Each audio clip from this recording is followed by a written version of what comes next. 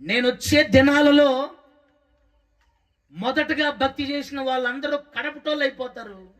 అసలు కడపటోళ్ళను చూసినవా వాళ్ళే భక్తి చేస్తారు, నన్ను నమ్ముకుంటారు, ఆత్మానుసారులుగా జీవిస్తారు. పరిచారకులు సమర్పణ కలిగిన వారు దైవ సేవకులు, పక్కన ఉన్నోళ్ళు, సంఘంలో ఎప్పటి నుంచో ఉన్నోళ్ళు, ప్రారంభం నుంచి బాగా బలంగా ఉన్నోళ్ళు, అట్లాంటి వాళ్ళు కూడా తొట్టిల్లిపోయే దినాలలో మనం ఉన్నాం.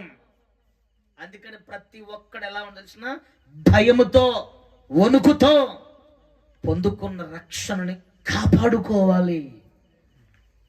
అందుకని పౌలు అంటున్నాడు, గొప్ప ఇల్లు, ఆ ఇంట్లో అర్హత లేని పాత్రలు ఉన్నాయి. అందుకని దేవుడు వాడుకోవట్లేదు. ఒక్కసారి మీ గుండె మీద చేసుకొని చెప్పాలి, దేవుడు నీ ఇంటిని వాడుకుంటున్నాడా? వాడుకోవటం అంటే ఏదో పరిచయంలో కాదండి.